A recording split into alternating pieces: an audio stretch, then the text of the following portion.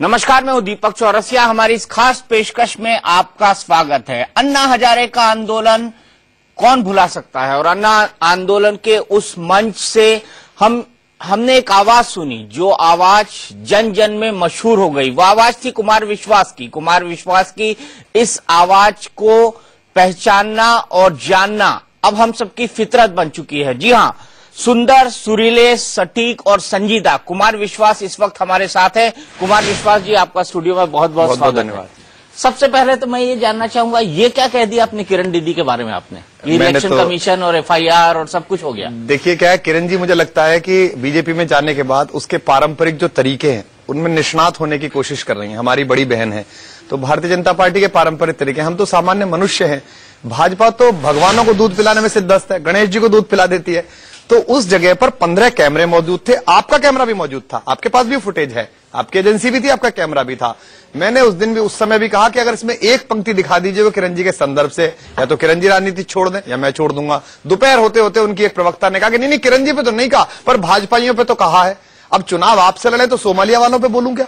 भाई टिप्पणी तो आप ही पे करूंगा ना, आप ही सामने लड़ रहे हैं, कांग्रेस तो कोई है ही नहीं। लेकिन उन शब्दों के इस्तेमाल की जरूरत क्या थी? बहुत अच्छी है। आज मैंने देखा कि भारतीय जनता पार्टी के केंद्रीय मंत्री ने नौटंकीबाज कहा। उनका विज्ञापन छपा जिसमें अरविंद केजरीवाल नंगे बैठे हुए हैं पत्तों के ऊपर, वो यहां तक उतरे हुए। बनारस में बड़े बड़े पोस्टर देखे हमने, भगोड़ा जो अपने बच्चों का नहीं हुआ, ये विधानसभा में उनके नेता ने कहा, वो किसी और का क्या होगा? तो मैंने तो एक सामान्य बात कही कि किसी व्यक्ति की खांसी से आपको क्या आपत्ति है? क्या आपको उसके शयन कक्ष में, भाई मेरे किसी चाचा ताऊ को खांसी हो जाए, मेरी पत्नी को खांसी हो जाए तो मुझे दिक्कत होगी, मेरे को खांसी हो जाए तो उसे दिक्कत होगी, रात भर खांसेगा मैं, वो सो नहीं पाएगी। तो मेरा कहना था इन भाजपाइयों से कि तुम दो चीज ढूंढ के लाए। मफलर पहनता है यार, तो इसमें क्या खराब बात है? बेचारे के पास 9 लाख का सूट नहीं है जिसपे उसका नाम लिखा हुआ अरविंद अरविंद अरविंद, तो मफलर पहन लेता है, सामान्य आदमी है। दूसरा है कि खांसता बहुत है, उसके सारे विज्ञापन कफ के हैं, खांसी ठीक नहीं हुई, SMS भेज रही है भाजपा, जो खांसी नहीं संभाल पाया वो दिल्ली क्या संभालेगा? ये तो बड़ी खराब बात है। उसी पर मैंने टिप्पणी की, मैं रोज करता हूं, अब भी करूंगा, आपके चैनल पे भी कर रहा हूं कि भाई इन भाजपाइयों से पूछिएगा तुम्हें उसके पहनने उड़ने से, उसके खांसने से क्या समस्या है? ये तो किसी की व्यक्तिगत बीमारी है, इस पे इतना बोलने की क्या आवश्यकता? लेकिन उसको बेडरूम तक ले जाने की क्या जरूरत थी? कमरा बोल देता तो ठीक होता। बेडरूम शब्द का तो बेडरूम में ऐसा क्या खराब हो गया? बेडरूम संसदीय हो गया, हम निकाल दें उसे हम, या सोना सेक्सियस्ट हो गया? इनको इतना पता नहीं सेक्सियस क्या होता है। सेक्सियस होता है बलात्कार के आरोप में जिसका सम्मान लेकर राजस्थान पुलिस ढूंढ रही है, उसको केंद्रीय मंत्री की शपथ दिलाना। सेक्सियस होता है कि अपने केंद्रीय मंत्री के रेप के काम में ऐसा बोलना। सेक्सियस होता है आदरणीय किरण जी का यह कहना कि स्मॉल रेप, ये छोटी घटना है। सेक्सियस होता है खट्टर साहब का यह कहना कि जींस पहनने वाली लड़कियों के साथ रेप की घटनाएं ज्यादा होती हैं। सेक्सियस होता है कि भारत में रेप नहीं होते, इंडिया में रेप होते हैं। सेक्सियस होता है इंदौर के एक बड़े नेता का यह कहना कि रावण बाहर बैठा हुआ है, घर में बैठी रहे, लड़कियां बाहर ना निकलें। यह सेक्सियस नहीं होता। मैंने भाजपाइयों से एक संवाद किया, मुद्दा है नहीं। मुद्दा क्या है? दिल्ली को स्टेटहुड क्यों नहीं दे रहे? मुद्दा यह है कि बिजली कंपनियों को ऑडिट कराओगे कि नहीं कराओगे? मुद्दा यह है कि 9 महीने पहले कहते थे काला धन आ जाएगा, देश में 15-15 लाख मिलेंगे, अब कह रहे हो है कि नहीं है पता नहीं है। मैनिफेस्टोहीन पार्टी है, मैनिफेस्टो नहीं है, मुद्दा नहीं है। डॉक्यूमेंट ला रहे हैं, मैं उस पर आऊंगा आपको, लेकिन सबसे पहले वो बयान सुन लेते हैं कि कुमार विश्वास ने आखिरकार क्या बयान दिया था। वैभव मेरे प्रोड्यूसर उस बयान को सुनाएंगे। दो अपराध है अरविंद केजरीवाल के। एक तो मफलर पहनता है, मैं तेरा छीन लिया क्या? दूसरा भाजपाई क्या कहते हैं, अभी खांसता बहुत है, मैंने कहा तुझे इसके बेडरूम में सोना। दो अपराध है अरविंद केजरीवाल के। एक तो मफलर पहनता है, मैं तेरा छीन लिया क्या? दूसरा भाजपाई क्या कहते हैं, अभी खांसता बहुत है, मैंने कहा तुझे इसके बेडरूम में सोना। अब आप मुझे बता दीजिए, भाजपाई कहते हैं खांसता बहुत है, मुझसे कहते हैं, मैं मिलता हूं, मेरे पड़ोस में शुद्ध भाजपा ही रहता है, वो सुबह दोपहर शाम कहता है अरे साहब वो तो खांसता ही रहता है। तो मैंने उससे भी कही भी तेरी क्या तकलीफ है, तेरे जैसे बेडरूम में सोना, कि हंसने लगा। इसमें कहा सेक्सियस्ट, रेसिस्ट, डेरोगेटरी, महिलाओं का अपमान। जस्टिस वर्मा ने कहा था दामिनी कांड के बाद, रिपोर्ट दी थी इस पार्लियामेंट को, कहा जिनके खिलाफ बलात्कार के आरोप चल रहे हो, मुकदमे चल रहे हो, उनको टिकट ना दिया जाए, उनको असेंबली में, पार्लियामेंट में ना लाया जाए। ये सारी पार्टियां मिल गई, उन्होंने पहला क्लू निकाल दिया। और क्या रख लिया? पर्दे लगाओ, CCTV कैमरे, इससे हो जाएगी महिला सुरक्षा। जब तक कि महिलाओं के प्रति जिनके जघन्य अपराध हैं उनको आप सार्वजनिक रूप से दंडित नहीं करोगे और उन्हें इन पवित्र सदनों में नहीं आने दोगे, तब होगा। मुद्दा बचा नहीं है। मुझे बड़ा आश्चर्य हुआ कि केंद्रीय मंत्री निर्मला जी सारा काम छोड़ के इस काम के लिए गई है, इस वीडियो के लिए। अरे दिल्ली के लिए जाना था तो दिल्ली का एक विजन डॉक्यूमेंट बनाती, एक मैनिफेस्टो बनाती। स्टेटहुड क्यों नहीं 7 तारीख के बाद बनाएंगे? 7 को चुनाव है, आज हम 1 तारीख को बात कर रहे हैं, अभी बनना है। ये इनका विजन आ रहा है अभी। ये मुद्दाहीन, मैनिफेस्टोहीन पार्टी है, क्योंकि सड़क पर हार गई है, इसलिए अब ऐसी हरकतें कर रहे हैं। अभी तो मेरे वीडियो पुराने भी ढूंढे जाएंगे कि मैंने कब जो है चुटकुला चौधरियों पे सुना दिया, कब पंडितों पे सुना दिया, कब राजपूतों पे सुना दिया, कब बनियों पे सुना दिया, उसको सुनाया जाएगा। तुम्हें मेरे कवि सम्मेलन में क्या मुझे अध्यक्षता करवानी है, करना क्या है? तुम दिल्ली का बताओ कि दिल्ली का क्या करना चाहते हो। वो आदमी बताता है, अरविंद केजरीवाल पार्टी बताती है, ये हमारा मैनिफेस्टो है, हम स्टेट हुड के लिए लड़ रहे हैं, हम बिजली पानी की कंपनियों को ऑडिट पिछली बार ऑर्डर कर दिए थे, हमने शीला दीक्षित के खिलाफ एफआईआर करा दी थी कॉमनवेल्थ खरीद में। वो ये बताते हैं, ये कुछ बताते नहीं। नहीं, आपने किरण बेदी को जयचंद कहा। मैंने एक कविता उस समय पोस्ट की। जी हाँ, युद्धों में कभी नहीं हारे, हम डरते हैं छल छंदों से, हर बार पराजय पाई है अपने घर के जयचंदों से। देखिए दीपक भाई, मैं आपको बताऊं, मैं किरण बेदी को क्यों जानता हूं, हम और आप कैसे जानते थे।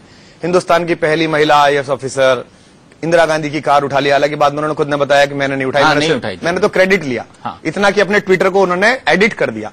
इस चुनाव से पहले तक, जब तक वो खबर लीक नहीं हुई थी, तब तक वो ये लिख रही थी, जैसी ही खबर आई उन्होंने उसको वहां से हटा दिया। तो इसका मतलब वो भी एक फास्ट था, पर कोई बात नहीं, हमारे मन में इज्जत थी आज भी उनके लिए। मतलब झूठी है किरण बेदी? नहीं, मतलब उन्होंने खुद ने बोला, आप पे 2 ट्विटर हैंडल चल रहे हैं, देख लीजिए, पहले वाले पे लिखा हुआ है the cop who lifted the car off PM, और बाद में उसको हटा दिया गया। क्यों हटा दिया गया? लिखे रहने देते। चलिए, खैर उनका व्यक्तिगत मसला है। हम जानते थे उन्हें अन्ना आंदोलन से। उन्होंने 3 बातें बार बार कही। आखिरी जो 9 महीने 10 महीने पहले उनसे संवाद हुआ, जहां मिले किसी चैनल के ऑफिस में, तब भी वही 3 बातें कह रही थी। पहली बात, जो पार्टियां अपने चंदे का हिसाब न देती हो, उन पार्टियों को वोट देना देश से गद्दारी है।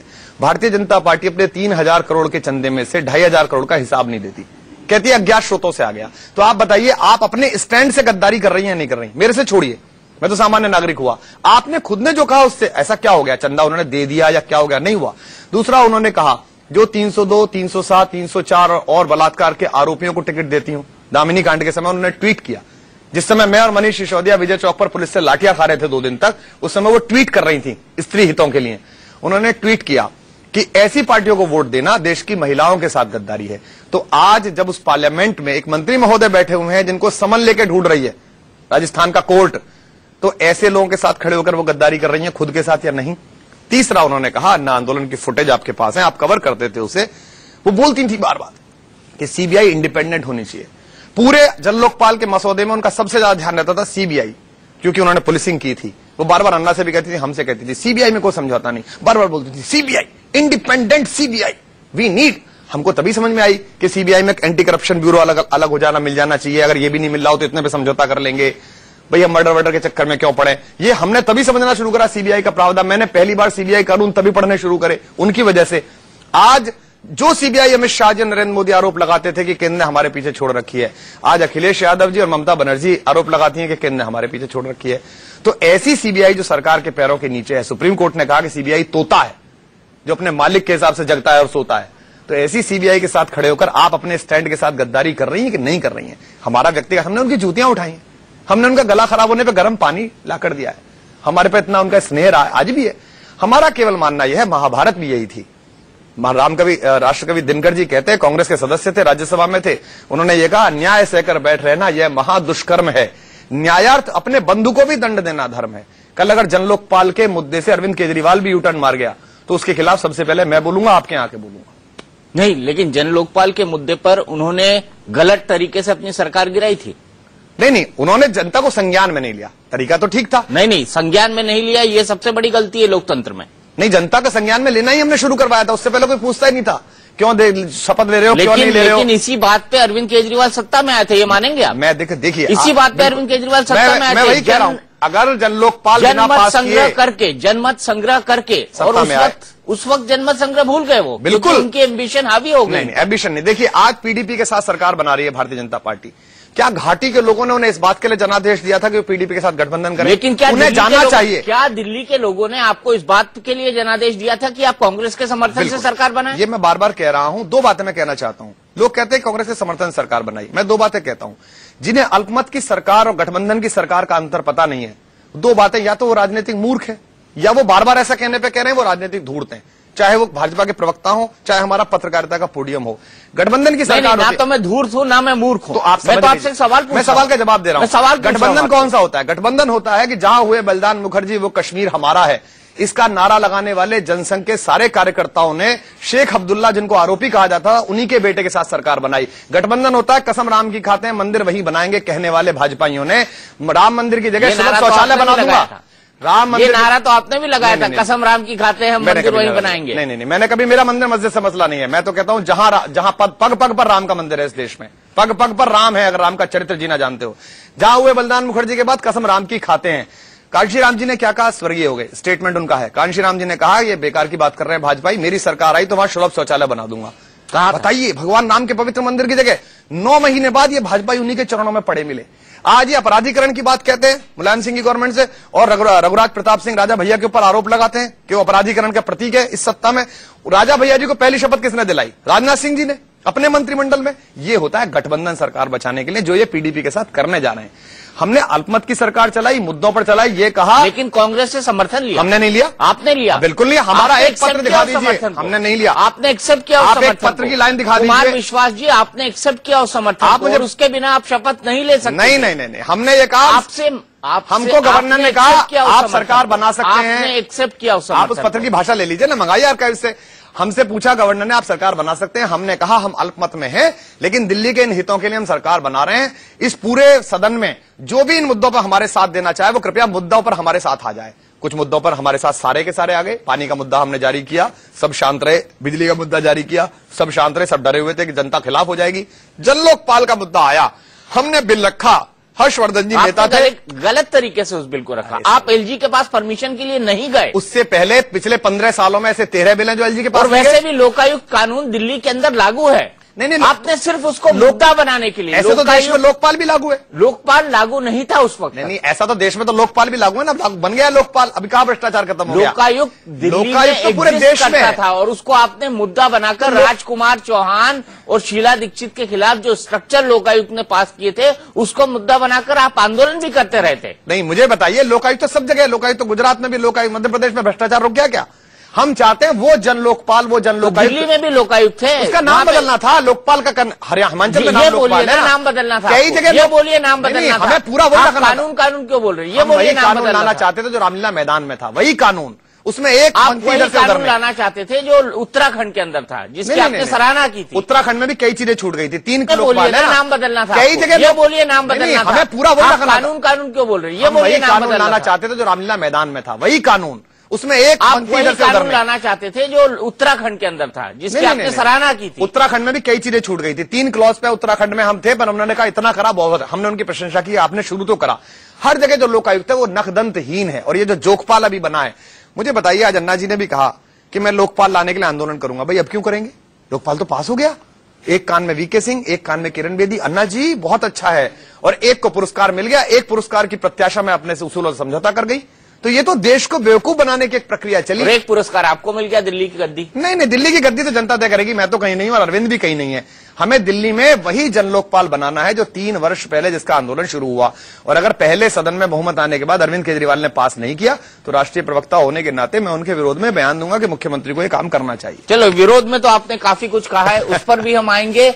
लेकिन सवाल यहां पर यह है कि क्या आम आदमी पार्टी बनने के बाद जो भ्रष्टाचार के खिलाफ मुहिम चली थी और जनता की उम्मीद जगी थी, वो उम्मीद मर गई है क्या? कुमार विश्वास से इस बात पर भी बहस होगी, लेकिन इस ब्रेक के बाद। खास पेशकश में आपका एक बार फिर से स्वागत है। हम बात कर रहे हैं कुमार विश्वास से। कुमार विश्वास, आप पर आरोप है कि आपने अन्ना हजारे के आंदोलन को बेमौत मार दिया।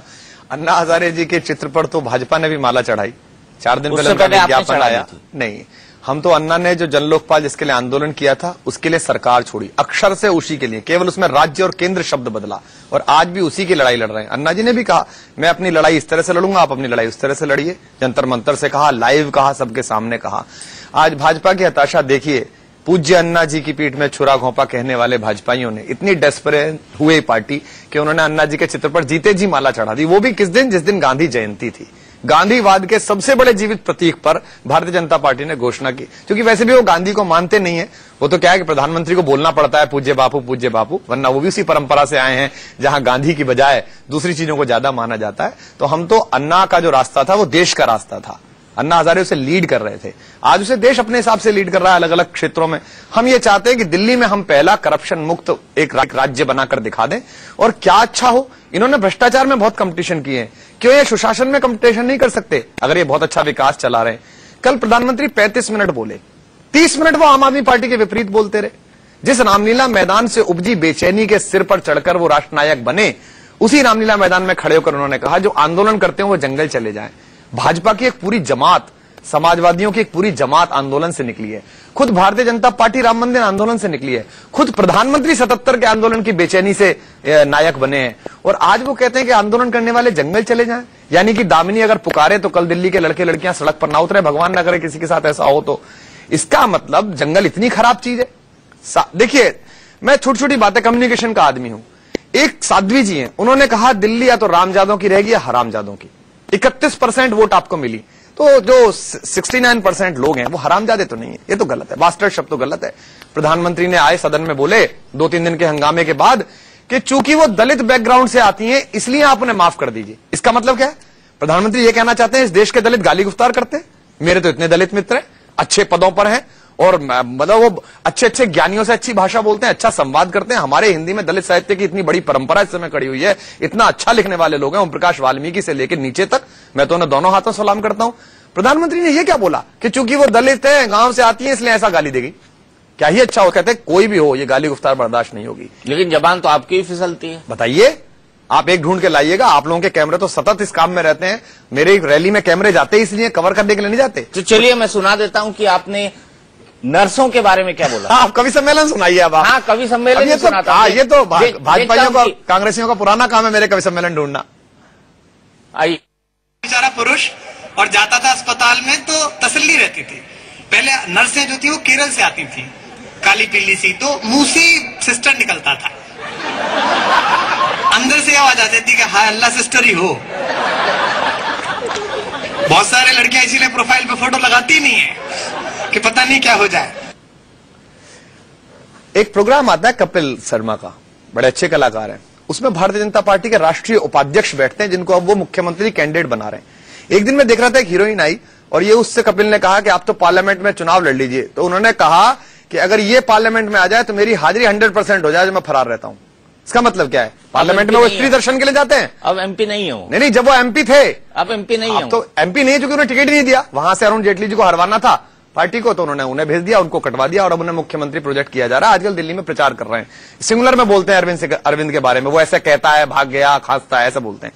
इसका मतलब वो क्या कहना चाह रहे थे? मैं उन्हें उसका बुरा नहीं माना। मुझे लोगों ने मेल किया कि आप इसमें सवाल उठाइए, उन्होंने पार्लियामेंट के बारे में ऐसा बोला। मैंने कहा नहीं, वो जिस सेट पर बैठे हुए हैं वो सेट एक स्क्रिप्टेड सेट है, वो एक प्रोग्राम है जिसकी एक टीआरपी है, तो वहां वो इस तरह की बातें कर सकते हैं। व्यंग के लहजे में कह रहे हैं। ये कवि सम्मेलन 15 साल पुराना, ये अमेठी से एक समय में निकाले हुए संता बनता के चुटकुले पूरा हिंदुस्तान, पूरी दुनिया सुनाती है। मैंने कहा, एक बार एक सरदार जी ने ऐसा कहा, देखिए सिखों के खिलाफ कुमार विश्वास। भगवान शिव की एक बड़ी युक्ति है, उसको सुरेंद्र शर्मा जी ने सुनाया, देश के 19-20 कवियों ने लगातार सुनाया। कवि सम्मेलन का पारंपरिक जुमला और चुटकुला है, उसे मैंने सुनाया तो भाजपाई ट्रॉल उसे लेके बैठ गए। अरे इससे देश बनाओगे? कवि सम्मेलन, तुम्हें कौन से कवि पसंद है? चलो चले मोदी के साथ लिखने वाले, जिनको तुम पद्मश्रियां दे देते हो, जो तुम्हारी उस वीडियो को शूट करते हो, उन्हें सेंसर बोर्ड के अध्यक्ष बना देते हो। तुमको ये लगता है कि तुम्हारी अकादमियां, तुम्हारी पद्मश्रियों और तुम्हारी धमकियों से कोई कभी डर जाएगा? तो तुम भूल गए कि इस देश में नागार्जुन की परंपरा रही है। मैं उनके पैरों की जूती नहीं हूं, लेकिन मेरे को इस देश के लोग बुलाकर अच्छा चेक देते हैं, अच्छा पैसा देते हैं, ठीक ठाक देते हैं, तो मैं क्यों तुम्हारी स्तुतियां करूंगा? कल को अरविंद केजरीवाल गलत बोलेगा तो उसके खिलाफ भी चौराहे पे कविता। अन्ना आंदोलन के बाद अपनी रेट बहुत बढ़ा लिया आपने। व्यस्तता थी, मैं उतना ही कहता हूं भाई, व्यस्तता थी मेरी। पहले भी मैं देश का नंबर, उस समय भी सबसे ज्यादा पैसे लेने वाला कवि था, मांगने वाला। आज भी मैं यही कहता हूं भाई, मुझे बुलाने में आपको इतना पैसा देना पड़ेगा, चेक दीजिए, कैश दीजिए, मुझे तो टैक्स देना ही है, और मैं टैक्स डिक्लेयर करके भरता हूं। जिनको बुलाना होता है, क्योंकि अब मैं ज्यादा समय इसमें रहता हूं, लेकिन फिर भी लोग बुलाते हैं, पूरी दुनिया बुलाती है, अमेरिका बुलाती है, कनाडा बुलाता है, सिंगापुर बुलाता है, और देश के लोग बुलाते हैं। देश में केवल, देखिए एक बात मैं बता दें, कविता और पत्रकारिता जिस समय शासन के साथ देना शुरू कर देंगी, या तो वो दोनों समाप्त हो जाएंगी या शासन समाप्त हो जाएगा। ये चिर विपक्ष है, ये नहीं कह रहा मैं आलोचना करना है। प्रधानमंत्री की मैंने कितनी बार प्रशंसा की, आप लोगों ने बड़ा ब्रेकिंग चलाया, कुमार विश्वास ने किया। प्रधानमंत्री मेरे हैं भाई, अच्छा करेंगे तो प्रशंसा करूंगा, और बुरा करेंगे तो लड़ने का नवाज शरीफ से जाऊंगा, इनसे लड़ने के लिए जाऊंगा। दिल्ली के इमाम ने, दिल्ली के शाही मस्जिद के इमाम ने प्रधानमंत्री को नहीं बुलाया, नवाज शरीफ को बुलाया। मैं पहला आदमी था जो उनके खिलाफ स्टैंड लिया मैंने, कि ये तो गलत बात है। प्राइम मिनिस्टर देश की शान है। राजीव गांधी के कंधे पर सिंगली सैनिक की बट लगी तो ज्ञानी जैल सिंह खुद लेने गए। लोगों ने पूछा आप तो प्रोटोकॉल तोड़ रहे हैं, तो उन्होंने कहा नहीं, ये कांग्रेस का नेता राजीव नहीं है, देश के प्रधानमंत्री का कंधा। बिल्कुल बिल्कुल। तो हम रुकेंगे एक छोटे से ब्रेक के लिए। कुमार विश्वास से बातचीत जारी है, आगे जानेंगे कुमार विश्वास से कि मोदी की तारीफ उन्होंने कब कब की है और जानेंगे कि भारतीय जनता पार्टी जो सवाल दाग रही है आम आदमी पार्टी पर, उसके जवाब आम आदमी पार्टी क्यों नहीं दे रही। इस ब्रेक के साथ है कुमार विश्वास, हम उनसे खास बातचीत करें। कुमार, आप राजनीतिक सभाओं में बड़े व्यंग बाण छोड़ते हैं। आपने सतीश उपाध्याय के लिए कहा कि उनको देखकर ऐसा लगता है कि दूल्हे को छोड़कर बारात निकल गई। लगता नहीं आपको? कितना श्रम किया उन्होंने, कितनी मेहनत की, लगे रहे लगातार। और उनके समर्थक जब विरोध प्रदर्शन कर रहे थे वो बड़े बेबस लग रहे थे। देखिए, मैं हर चीज को भारत की दृष्टि से देखता हूं। भारत का मतलब लाल किला नहीं है, भारत का मतलब व्यक्ति है, एक व्यक्ति से दूसरा व्यक्ति जोड़ना।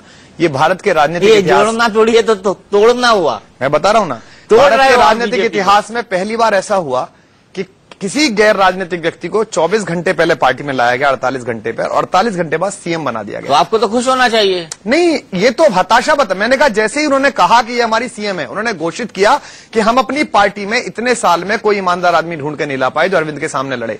अब बड़ी अजीब बात कही उन्होंने, सतीश जी ने कहा अब हम लाए ईमानदार, अब चिपकाओ पोस्टर। इसका मतलब पिछले बेईमान थे।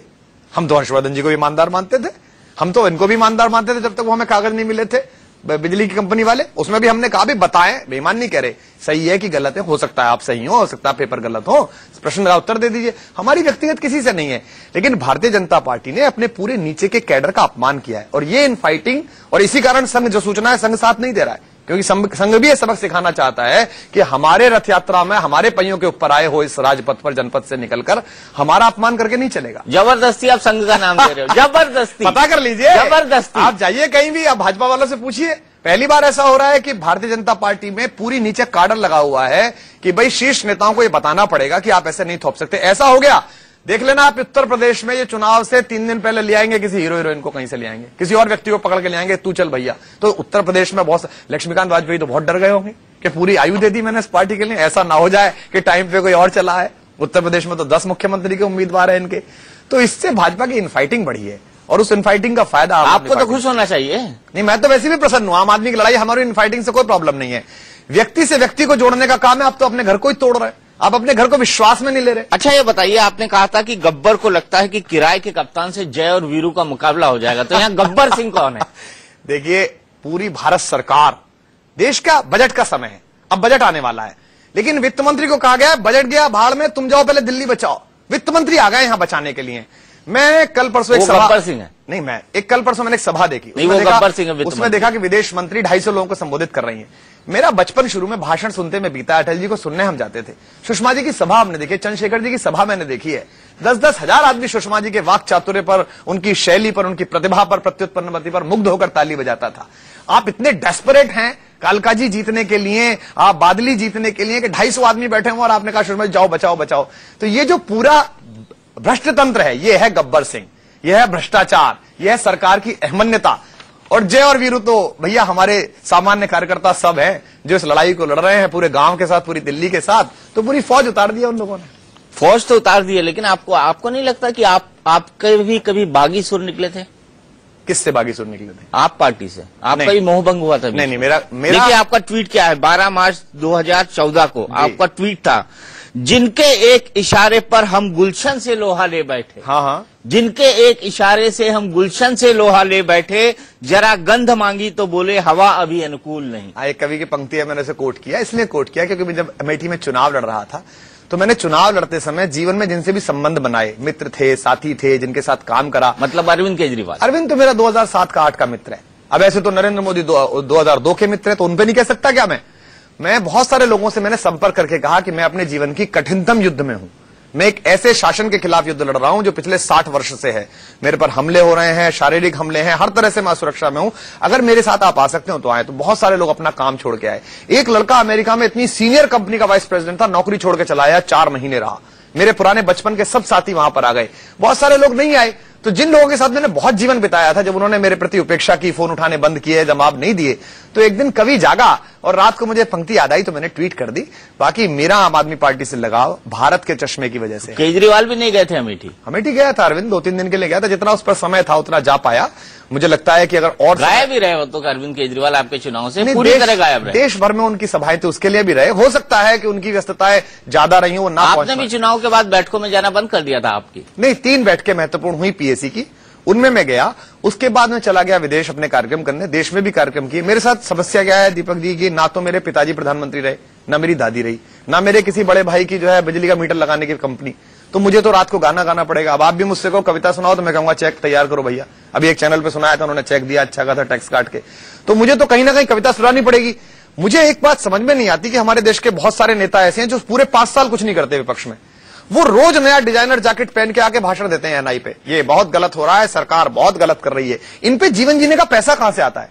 इनकी 4-4 गाड़ियां कहां से चलती हैं? ये हवाई जहाज और हेलीकॉप्टर किराए के लेके कैसे उड़ते हैं? इस मिथ को तोड़ने के लिए आपको पारदर्शी जीवन अपनाना पड़ेगा, जिसके लिए मुझे कार्यक्रम करने पड़ते हैं। तो थोड़ी सी गैरहाजिरी थी, लेकिन जैसे ही चुनाव का बिगुल बजा मैं हाजिर हो गया। चढ़ती नदी में नाले गिरेंगे तो आस्थावान स्नान से भी डरेगा, आचमन तो भूल ही जाओ। बिल्कुल कह रहा हूं, चढ़ती नदी में अगर नाले गिरेंगे, ये जो बयार चढ़ी है भारतीय जनता पार्टी चढ़ती नदी, आपके लिए बोल रहे थे आप। आपको कैसे संज्ञान आया? इसमें सीसी करा मैंने आम आदमी पार्टी को, नहीं, केजरीवाल को। आम आदमी पार्टी तो ये जो टू में थी, टू आम आदमी पार्टी। उर्दू में एक शब्द है इल्हाम, जिसे कहते हैं ब्रह्म ज्ञान। तो ये इल्हाम और ब्रह्म ज्ञान आपको कैसे उतरा? नहीं, ये ब्रह्म ज्ञान मुझे नहीं, ये ब्रह्म ज्ञान आपको था उस वक्त। ये ब्रह्म ज्ञान है। ब्रह्म ज्ञान ये है कि जो बड़ी पार्टियां चढ़ रही हैं अब, अरे कृष्णा तीरथ 20 साल तक तो नारे लगाती हैं आपके खिलाफ। आपके चैनल पे मैं देखता हूं, कई बार किसी चैनल पे देखता हूं, पिछले 3 साल से जो भाजपा को कोस रहे थे प्रवक्ता जी, अचानक वो इस बार कांग्रेस की ओर से बैठे, कांग्रेस वाले भाजपा की। एक चैनल पे तो बड़ा अच्छा हुआ, एक एंकर ने कहा अब हमारे साथ कांग्रेस के साथ प्रतिनिधित्व करने के लिए श्री जगदम्बिका पाल जी, माफ करिए भाजपा की ओर से। हद हो गई। अब पटेल नगर के बच्चे सोच रहे हैं भाजपा वाले कि कृष्णा तीरथ नहीं चलेगी, नहीं चलेगी। 20 साल नारा लगाया, 2 दिन पहले टिकट दिया, वो क्या बोले? कृष्णा तीरथ यही चलेंगी, यही चलेंगी। यार ये कैसे हैं? आपके क्या मॉरल बदले हैं? मेरे तो 3 सवाल थे। भारत की दृष्टि से है, आम आदमी पार्टी में इसलिए हूं क्योंकि उन सवालों को एड्रेस कर रही है। नहीं एड्रेस करेगी, पहला आदमी होऊंगा, और पहला आदमी होता हूं जो बोलता हूं अंदर कि ये नहीं चलेगा। अच्छा, प्रतिकूल पथ पर प्राण प्रण से चल रहा लथपथ अकेला, इस बहाने आप ढह गए संबंध पिछले, हट गया निस्वार्थ मेला। हाँ, प्रतिकूल पथ था वो।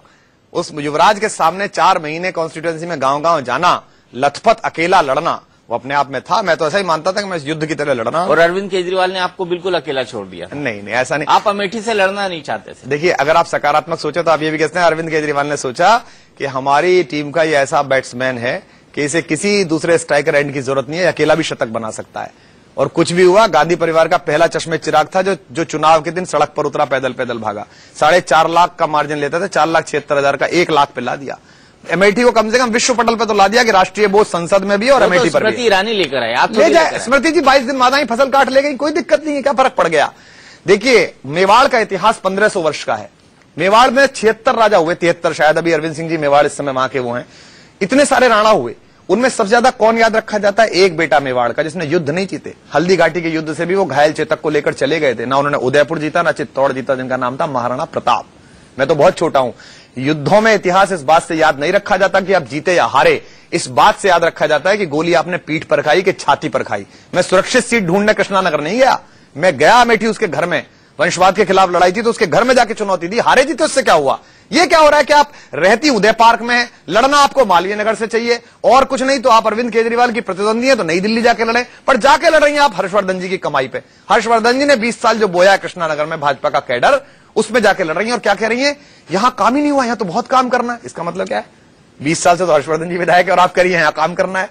अरे बेचारों की इतना तो अपमान मत करिए, भले आदमी है, कुछ कह नहीं रहे, पार्टी से डरे हुए हैं, पार्टी ने डांट रखा है, पुराने लॉयलिस्ट हैं, उनका पहले ही अपमान काफी हो गया कि उनसे चिकित्सा मंत्रालय छीन लिया तंबाकू लॉबी के दबाव में, उनको दूसरा विभाग दे दिया इतने बड़े डॉक्टर को, और आप कह रही हैं कि जो है वो यहां काम ही नहीं हुआ, यहां तो बहुत काम करना है। तो वो तो खुद ही काफी है हमारे काम करने के लिए, वो अगले 5 दिन लगातार बस बोलती रहे। आप उनको दीदी कहते हैं, आज भी कह रहा हूं, फिर उनका मजाक उड़ाते हैं। इसमें मजाक की क्या बात है? में उनकी नकल करते हैं। अरे हद हो गई। आप इसमें उन्होंने कहा था या नहीं कहा था? आप बताइए, आप अपनी आर्काइव्स निकाल लीजिए। सीबीआई, इंडिपेंडेंट सीबीआई, लोगों को याद आना जरूरी है कि कहा था।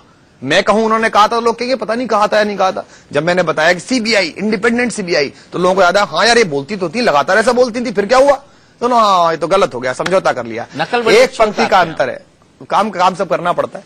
एक पंक्ति का अंतर अरविंद केजरीवाल में और किरण बेदी में, एक पंक्ति का अंतर है। अरविंद केजरीवाल ने रामलीला मैदान के जनलोकपाल के लिए सीएम की कुर्सी छोड़ दी और श्रीमती किरण बेदी जी ने कुर्सी की प्रत्याशा में जनलोकपाल छोड़ दिया। सिर्फ इस बात का अंतर है। मुझे इस बात का दुख है उनसे। महाभारत का युद्ध हुआ और जब घोषणा हुई तो यह कहा गया अब भी पाला बदल लीजिए। युत्सु एक कौरव था जो इधर की तरफ आया, पांडवों की तरफ आया, तो जब पाले खिंचे हुए हैं भ्रष्टाचार के खिलाफ और ईमानदारी के खिलाफ, क्या इस देश में इस सवाल को किरण बेदी एड्रेस नहीं कर सकती कि भोपाल गैस त्रासदी की हत्यारी कंपनी डॉग, उसके चंदे को भाजपा ने लिया? शर्म नहीं आती इन पार्टियों को? भोपाल के लोगों का अपमान नहीं है क्या? तो सिमरत ली को आप लेकर आ गए। किसको? हमने किसी को नहीं लिया। आप बताइए एक चंदा। नहीं, सिमरत ली से आपने एक्सपर्ट एडवाइस ली? नहीं, हम तो, आप उनके उस पर लिखा हुआ है ना, उन पे साफ लिखा हुआ है कि भोपाल गैस त्रासदी की कंपनी है डॉव, सबको पता है। आज तक उन्होंने जुर्माना नहीं दिया जो उन पे लगना चाहिए था। उनको भगाया तत्कालीन मुख्यमंत्री ने, अपने सरकारी हेलीकॉप्टर से भागने दिया एंडरसन को, और आज उस कंपनी से आप चंदा ले रहे हैं। मैं पिछले इतने वर्षों से कवि सम्मेलनीय जीवन में हूं। मैं नीचे उतरता हूं मंच से, चाहे भाजपाई हो, चाहे सपाई हो, चाहे कांग्रेसी हो, कविता सुनने के बाद सब गले लगाते हैं और सब कहते हैं जी आपसे बड़ा प्रेम करते हैं, आप बहुत अच्छा सुनाते हैं। मुझे आज तक एक ऐसा आदमी नहीं मिला मेरी जेब में 1 लाख रुपए डाल गया हो कि जी मैं आपसे बहुत प्रेम करता हूं, ये 1 लाख रुपए डाल दिए। इनको 2,500 करोड़ कौन डाल गया? तो पहले ही ले लेते हैं ना। हाँ, बाद में डालने की जरूरत नहीं पड़ती है। अलग से आप पहले ही ले लेते। अलग से भी तो कोई दे सकता है कि जी आपसे प्रेम था, वो तो आयोजक ने दिए। ये कहते हैं जी 2,500 करोड़ रुपए कौन दे गया? पार्टी से लोगों का प्रेम है वो दे गए। ये बड़ा गुप्त प्रेम है आपका। 2 लोग पकड़े गए ब्लैक के मामले में, 2 नाम आए सिर्फ, आपने देखा होंगे स्विस बैंक के खाते में 2 नाम आए। दोनों का अकाउंट कांग्रेस भाजपा में, दोनों ने चंदा दे रखा है। ऐसा कौन तुम राष्ट्र निर्माण कर रहे हो कि देश के सारे सेठ तुम्हारे लिए चौधरी खोल के बैठे हैं कि आ जाओ भैया तिजोरी लेके चले जाओ? वैसे आपको एक इलाका और याद कर रहा है अमेठी, उसके बारे में हम बात करेंगे ब्रेक के बाद। कि कुमार विश्वास जो कहते हैं उसे भूल जाते हैं, हम उनको उनका ही बयान याद दिलाते हैं। कुमार जी, 26 अगस्त 2013 को आपने कहा था कि अगर कोई दिल्ली का सीएम बनने लायक है तो वो किरण बेदी। जी बिल्कुल कहा था, उनके घर गए थे कहने के लिए। आज भी उनसे ये बात संवाद करने को तैयार हैं। आज उनके इलाके में रैली करने जा रहा हूं, वहां भी ये बात कहूंगा। अरविंद केजरीवाल और मैं उनके घर गए। कौन सी वाली किरण बेदी से बात करने? जो किरण बेदी कहती थी कि अपराधी पार्लियामेंट में नहीं होनी चाहिए, जो किरण बेदी कहती थी सीबीआई इंडिपेंडेंट होनी चाहिए, जो किरण बेदी कहती थी कि पार्टियों का चंदा पारदर्शी होना चाहिए, जो किरण बेदी कहती थी मिट रोमेनी और ओबामा की बहस देख रही हूं, हिंदुस्तान के नेता हैं ये क्यों डरते हैं बहस से, सार्वजनिक मंच पर आकर बहस क्यों नहीं करते, आज ट्विटर पे ब्लॉक कर देती हैं। हमारी क्या, हमारा तो सिंपली मुद्दा है। उन मुद्दों के साथ वो थी, हम उनके पीछे खड़े थे। उन मुद्दों के साथ अन्ना है, उनके पीछे खड़े। उन मुद्दों के साथ पार्टी है, पार्टी के साथ खड़े। कल पार्टी में कोई व्यक्ति उन मुद्दों के खिलाफ जाएगा तो उसके खिलाफ हम जाएंगे कि ये तो नहीं हो सकता। आप सोच के देखिए, ये ऐसा है जैसे अरविंद केजरीवाल कल मुख्यमंत्री बन जाए, वो क्या कौन सा जन लोकपाल? नहीं, बाद में बात करेंगे जन लोकपाल। तो आप या पूरा देश उन्हें गाली देगा कि नहीं देगा? यार कैसा आदमी है बताओ। जन लोकपाल 4 साल से गा रहा था, अब सत्ता में आ गया, 48 सीटें आ गई, अब भी पास नहीं कर रहा है। तो मेरा यही कहना था, आप सीबीआई इंडिपेंडेंट हो, 302 के लोग अंदर ना जाएं, महिलाओं को सम्मान मिले। उनकी पार्टी के मुख्यमंत्री मतलब किरण बेदी अगर आपकी तरफ रहती नहीं, तो मुद्दों की तरफ ना आपकी तरफ रहती, मुद्दों की तरफ, जो मुद्दे आप बोले, जिन मुद्दों को आप ट्विस्ट, इन मुद्दों को अपने यहाँ लागू करा दें, क्योंकि कुमार विश्वास तो ट्विस्ट करने में माहिर है। इन मुद्दों का अपना लागू करा दें, मैं उनका समर्थन करूंगा कैंडिडेट के रूप में। जुबान के खिलाड़ी हैं, शब्दों के खिलाड़ी हैं। 3 चीजें वो करा दें। 2,500 करोड़ का चंदा शहीद सैनिकों की विधवाओं के कोष में डलवा दें। कल ऑर्डिनेंस पास करा के सीबीआई स्वतंत्र करा दें। 302, 304 बलात्कार के आरोपियों को विधानसभा और पार्लियामेंट में अपनी पार्टी वालों को निकलवा दें। आज मैं जाके उनके कॉन्स्टिट्यूएंसी में कृष्णानगर में उनके समर्थन में वोट मांगूंगा। बताइए, करवाएं उनसे, 3 काम करके दिखाएं। हम तो खोल के छाती खड़े हुए हैं, भाई ये काम है, इस मुद्दों पर लड़ रहे हैं, आप लड़ लीजिए, आपके साथ हो, जो लड़ेगा उसके साथ है। हमें राजनीति थोड़ी करनी थी, ना हमें राजनीति करनी है। हम राजनीति बदलने आए हैं और हमने पहला काम कर दिया कि इनके कैंडिडेट बदलवाने शुरू कर दिए, इनके तरीके बदलवाने शुरू कर दिए। हम गांधी जी की टोपी को दोबारा लेके आए आंदोलन में, तो आज ये भगवा रंग की टोपी पहनकर चलते हैं। डिबेट में आने से बचते हैं। क्यों भाई, ये जो 1-1, 1.5 घंटे के प्रोग्राम कर रही हैं आप चैनल पर, ये क्या हो रहा है? हवन हो रहा है क्या? ऐसे ही बैठ जाइए, सवाल पूछ रहे हैं, आप भी कह रहे थे सवालों पर बात करेंगे। मैं इंडिया न्यूज पे कह रहा हूं, अरविंद केजरीवाल मुख्यमंत्री उम्मीदवार हैं, आप मुख्यमंत्री उम्मीदवार हैं, आप दोनों बैठ लीजिए। नहीं बैठे तो जिन मंत्रियों ने वो सवाल पूछे थे, आदरणीय निर्मला जी, भाई राजीव प्रताप रूडी जी, जिन जिन ने सवाल पूछे, अनंत कुमार जी, ये सारे मंत्री भाजपा मुख्यालय के बाहर कुर्सी लगा लें, आपकी वो भी खड़ी रहती है। मैं अकेला जाऊंगा और उनके सवालों के जवाब दे आऊंगा। लोग देख लेंगे, या तो संतुष्ट होंगे लोग मेरे जवाब से, या संतुष्ट होंगे मेरे जवाब से, और उसके हिसाब से निर्णय कर देंगे। आपने ऐसा कोई एग्जाम देखा है कि एग्जाम का पर्चा आपके दरवाजे पे फेंक के भाग गया एग्जामिनर कि जवाब दे देना, मैं जा रहा हूं, भाग रहा हूं? अरे ये क्या फेंक रहे हो तुम? बात करो यार, आ जाओ। कब बैठते हो? पाकिस्तान से बात कर लेते हो, उग्रवादी संगठनों से बात करने के लिए तैयार हो, अपील करते हो कि सरकार बात करने के लिए तैयार है। छत्तीसगढ़ में कहते हो हम नक्सलियों से बात करने के लिए तैयार हैं। हम उनसे बुरे हो गए कि हमसे बात करने को तैयार नहीं हो? ये अहंकार तो कपिल सिब्बल जी को भी था। उन्होंने कहा मुझे शर्म आती है कि मैं इन लोगों के साथ बैठा। अन्ना जी के लिए कहा, संतोष हेगड़े जी के लिए कहा, अरविंद के लिए कहा। यही अहंकार इस सरकार को आ गया है। तो केवल सरकार ट्रांसफर नहीं हुई है, अहंकार भी ट्रांसफर हो गया है। अहंकार ट्रांसफर हो गया, ऐसा लग रहा है। बिल्कुल, लोगों को लगता है आम आदमी पार्टी के नेताओं में अहंकार है। किस बात का अहंकार है? सत्य का, स्वाभिमान का गर्व है। अहंकार नहीं, गर्व है कि नहीं बिकते, गर्व है कि नहीं टूटते, गर्व है कि तुम्हारे दबावों के आगे खड़े रहते हैं। तुम अपनी राज्यसभाएं लेके आओ, चाहे अपने सरकारी सम्मान लेके आओ। पार्टी छोड़ छोड़ के लोग चले गए, बिन्नी चले गए, शादिया इल्मी चली गई, आपके अश्विनी उपाध्याय चले गए। समस्या यही है कि हमारे यहां से क्या होता है, आम आदमी पार्टी के बड़े नेता राधेश्याम जी ने छोड़ी पार्टी, हमें आपके चैनल से पता चलता है। फिर हम पूछते राधेश्याम कौन थे? मधु भादुड़ी कहाँ चली गई? भाई जिसका भी जो गया उसका अपने स्टैंड हो सकता है ना जाने का। इल्मी कहाँ गई? विनोद कुमार बिन्नी जन लोकपाल का मुद्दा कहाँ गया? 302 के लोगों को टिकट नहीं देंगे, ये कहाँ गया? काला धन बाहर लाएंगे, ये कहाँ गया? पार्टी आरटी में आएंगी, ये कहाँ गया? ये मुद्दे की बात है। कोई आए कोई जाए कोई फर्क नहीं पड़ता। कल को अरविंद केजरीवाल भी चले जाए कोई फर्क नहीं पड़ेगा। आखिरी आदमी देश के किसी कोने में बचेगा जो इस बात को खड़ा रहेगा कि भ्रष्टाचार मुक्त भारत होना है, और ये प्रक्रिया शुरू हो गई, इसको कोई रोक नहीं सकता। अब ये प्रक्रिया प्रारंभ हो गई है, नेताओं में डर बैठ गया है, सरकारों में डर बैठ गया है। ये डर बनाए रखने के लिए दिल्ली में एक करप्शन फ्री पहले राज्य का मॉडल बनना बहुत आवश्यक है। अच्छा, मुझे ये बताइए कि आप एक आम आदमी हैं, लेकिन आपने बिग बॉस में जाने के 21 करोड़ मांगे। हाँ, उन्होंने मुझे कहा कि हम इतने करोड़ रुपए देंगे, आप बिग बॉस में आइए। मैंने उनको 2 मेल लिख के मना किया। उन्होंने फिर मुझे एक मेल लिखी उस कंपनी ने कि आप आइए। मैंने कहा ठीक है मैं आता हूं, आप जितने करोड़ मुझे दे रहे हैं इसमें कुछ और पैसा मिलाइए और 21 करोड़ रुपया शहीद सैनिकों की विधवाओं के कोष में दे दीजिए। मैं आपके घर के बर्तन साफ करूंगा, मैं वहां जाके जो सफाई करनी है करूंगा, क्योंकि आपका जो सेटअप है उसमें मैं सूट नहीं होता, मैं उस काम के लिए नहीं हूं। पर आपको लगता है कि मेरे को आना आवश्यक है, मेरे से टीआरपी आपको मिलेगी, तो ठीक है। मुझे उस घर का एक पैसा अपने घर पे नहीं लाना। मैं खुश हूं, मैं अपने कवि सम्मेलनों से, अपने शो से मैं पर्याप्त मुद्रा मिल रही है। आपको देना, देखिए चैनल ने क्या कहा, नहीं ये तो नहीं दे सकते।